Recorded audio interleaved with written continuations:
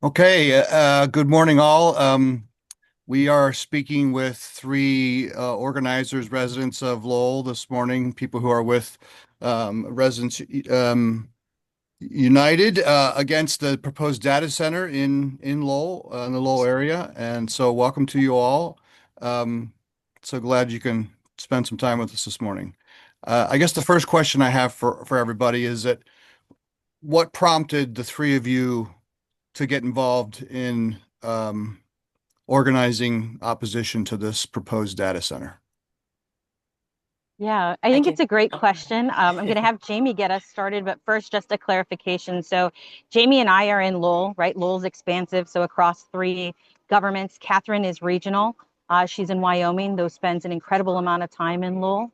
So, just want to make sure that there's that transparency. But again, this is something that will affect everyone. So, whether you're in the state, whether you're in the region, whether you're in Lowell, or whether you're one of many who has looked to fight against data centers across this nation. And then Jamie, if you could go ahead and kick us off on how this got started. Sure. Well, funny thing is that 2 weeks before we knew about the data center, I had watched a documentary on YouTube that talked about data centers in the Virginia area, and I used to live there. So I watched it. There were a lot of harm that was talked about since the data centers were put up there. And kid you not, 2 weeks later, there was an article by the Lowell First Look talking about the proposed data center now in Lowell. I saw Betsy's comment, and knowing her digitally, I was like, oh my goodness, I literally just ran across this online and now it's hitting close to home. And so Betsy reached out to me. Um, and really, that's how it began. She also had connection with Catherine. And the three of us kind of just really fastly made this group happen. I'll let Catherine go in next. Yeah. Sorry. Um, yeah, no, it was basically like one message, right?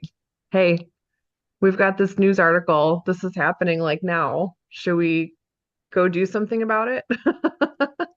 And so that's kind of how it started rolling. And I mean, um, even though I'm not local to this one, I mean, they're popping up in every neighborhood. Like I grew up in Kalamazoo. There's this talk about a Kalamazoo right now. So like I have family in that region and obviously um close family and like spending time in the Lowell area. I mean, it doesn't just affect one region. It affects all of us on some level. So even though this is a very specific local fight that we're fighting, it's part of a larger pattern. So that's kind of my in there, but otherwise just to support and help where I can is my role.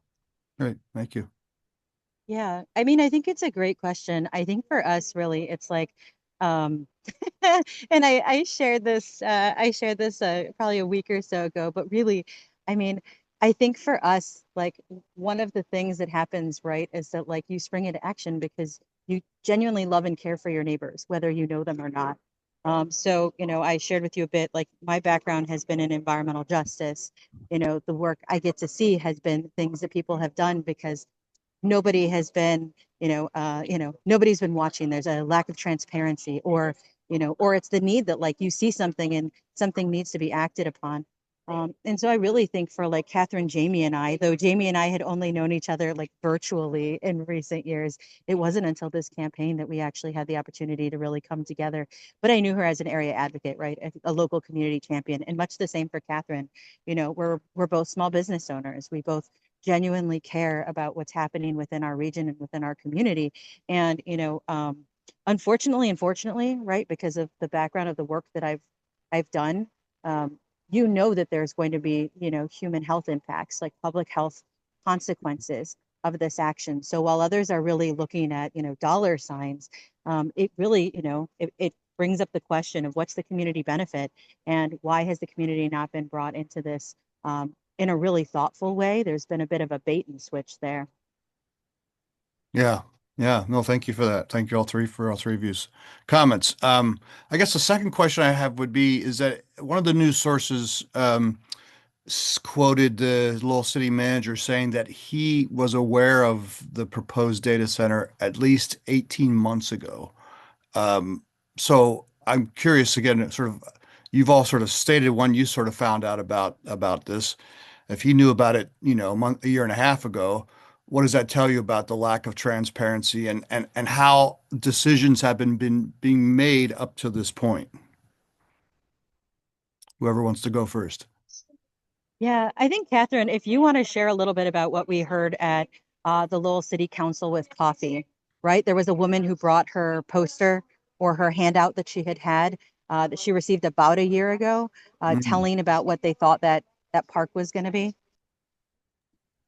Yeah, it last fall, when they did voting on it, they had a full proposal worked up about how it was going to be the restaurants and mixed use space, hotel, a different area.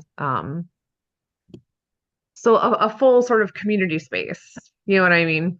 And when people voted on that area, that's what they thought they were voting in on, and that was about a year ago. Um, so it has come out since that when they started talking about it and they signed NDAs was October of last year. So I believe it was shortly after the vote, the public vote on the getting the approval on this mixed use space. Then as soon as that was approved to be looked at, they sort of switched up and started talking about this other thing, but no one heard about it because they signed the NDAs until just recently, now that the actual zoning January. changes are going to, yeah, yeah. So they were talking about, well, they're talking about the zoning changes in January, but they weren't like sharing the AI center part of it right away. It was very much, um, because it wasn't in the video meetings, correct? Am I remember that correctly? It was just something that was in the planning commission in February.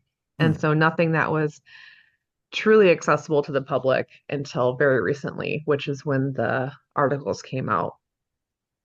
So, okay. did I miss Yeah. anything on that timeline? No, I mean, I think that it's just, it's pretty appalling the fact that all of this has, all of this has happened. And then, in recent weeks, right before the open houses were announced, or right when the houses were announced, it was said that it was being done for public transparency. But public transparency doesn't have open houses being held 5 to 7 days before a planning commission vote. Public transparency also doesn't have where we have no information, no reliable information on water use, on actual like scope and size.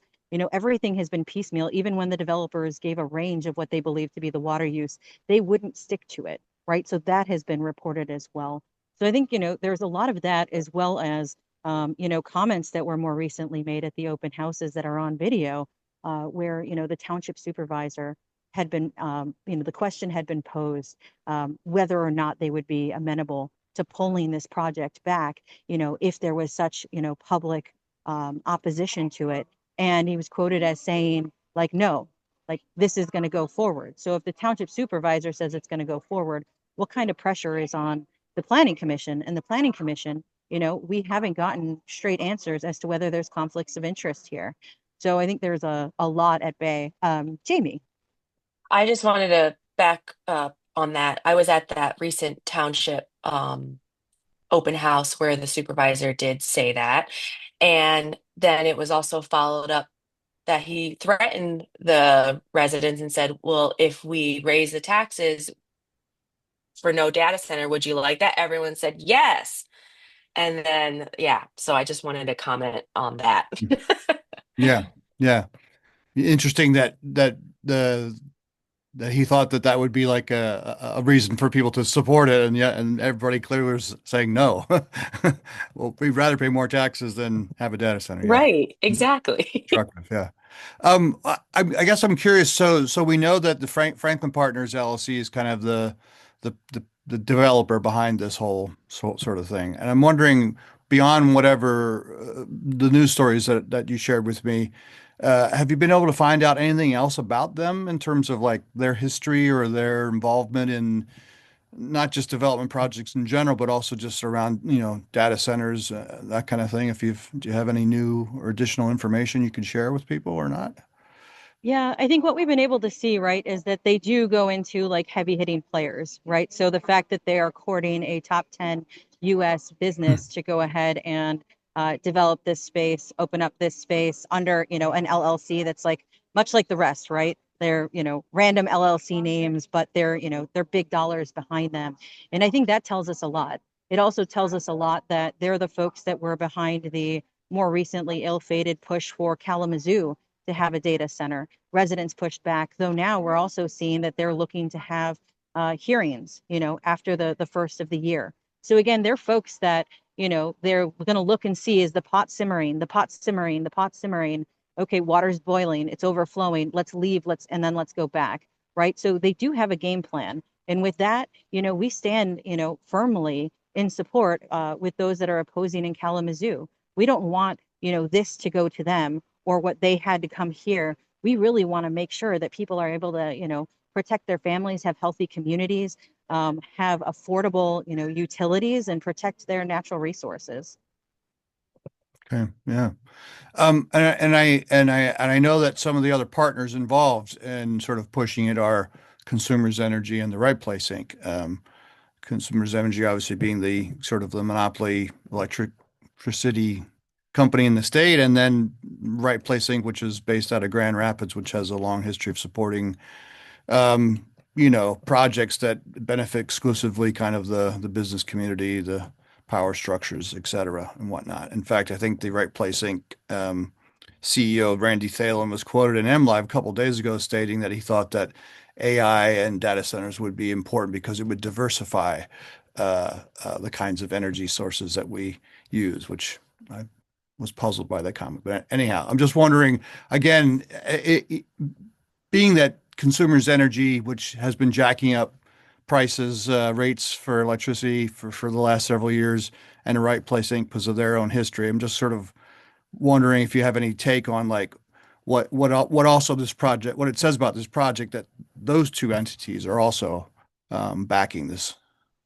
Yeah, I think I'll start out and then Catherine, I'll move to you because we also heard some indirect cost conversation at the council with coffee. So I think the first piece, right, is that they can say there's no direct costs, which fine, perhaps there's not, but the loophole here is the indirect costs. So we know that at large, one of the analogies that we've shared has been, if a tree falls on your property, it falls on the power lines. Crew needs to come out, take care of that.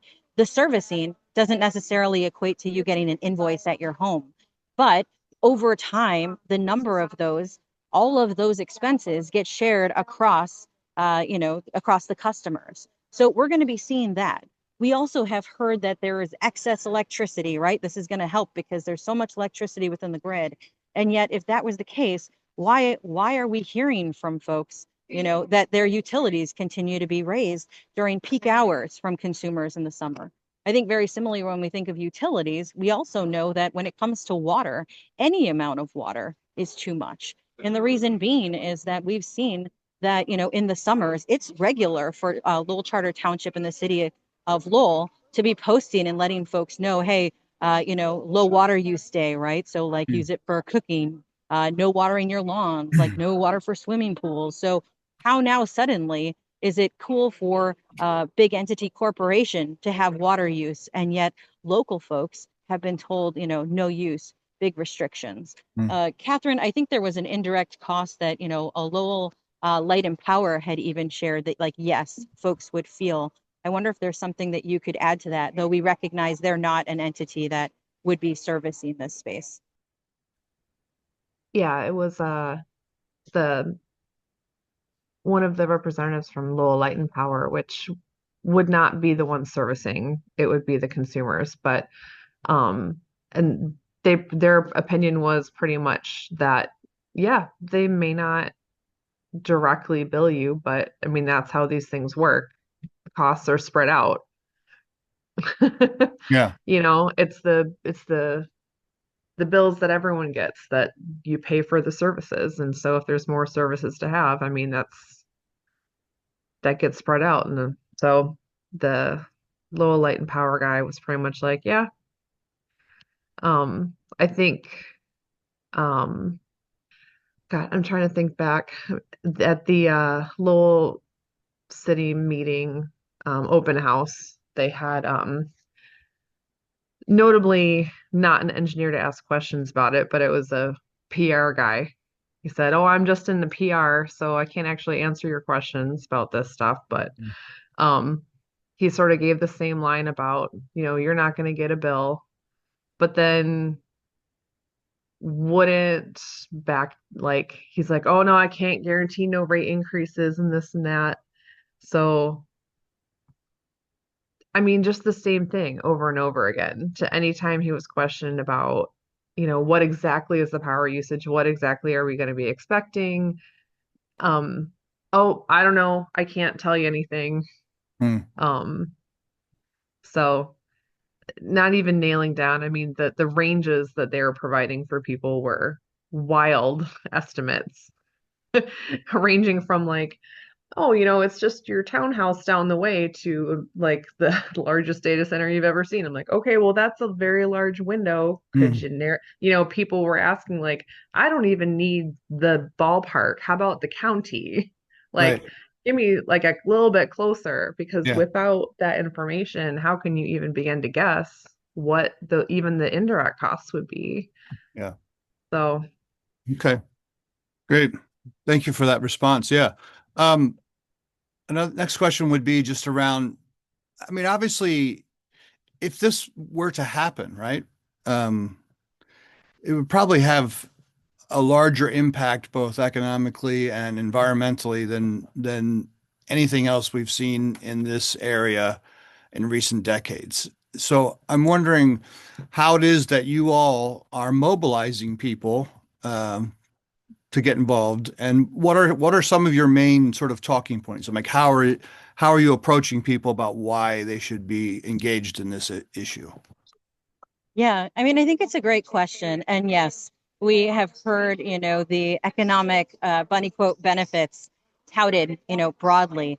I think one of the things with that is we recognize too that as fast as generative AI is moving and these data centers are popping up, there also is, more recently, right? We were reading about in Forbes, folks are preparing for a bubble that also may burst, right? So the folks that are financing and backing these are really also making sure that in the next breath they're covered if and when, this bubble bursts and, perhaps, yes, this data center may come, but it also may go defunct, right? And then what are you left with? And so I think for us, one of the things that has been really heartening and encouraging has been since day one. Again, Jamie noted how we sprang into action. We all started messaging one another. This has really been that at its core, right? So we're talking, a lot of the partisan politics that often will, create the environment where people aren't able to communicate productively together isn't what we have here. So really what this is our very first meeting that we had, days after that first article came out, it was listening. The greatest thing that we can do in our space is truly to spend time and have listening sessions with community and then there share what we know and what we have. So I think the mobilization piece is really part of listening to what folks are concerned about. Folks have really distinct fears. And for some of those folks, it's they can't currently afford their water or electric. What Hmm. happens? Will they be priced out? From others, it's been a question of, will I have to sell my home? And if I do, am I going to actually have anyone who wants to buy it? Others are concerned about, the future health of their community, their children, their farmlands, what might be like the ecosystem ramifications, what this looks like from a very, hyper concentrated environmental approach. And so I think for us, right, we hold all of those concerns of community and we have them within ourselves because we all are parents, we're all moms. And so with that, it's like the technical expertise, yes, that can get touted in a lot of places. What that sometimes can do is create shame or inhibit. What we're doing is we're reminding people, like, you are the expert of your own experiences. So come and let us know What are you experiencing? What do you think this might be? And can you tell, 5 to 10 other friends?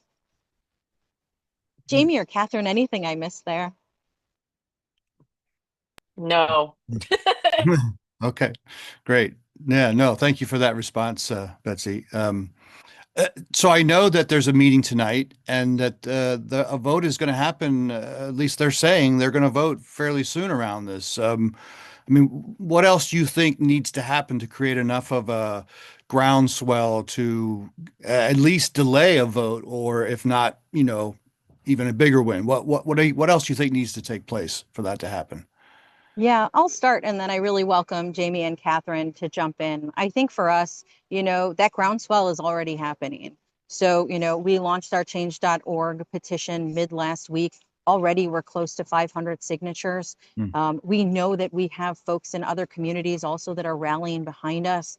And the reason that's important is because we're not only going to local decision makers with this petition, right? We're going to federal representatives for our communities, for our district. We're also going to the governor, the lieutenant governor. We're going to the AG. We're making sure that this is something that's focused on from a Great Lakes perspective, because we are part of a really beautiful region.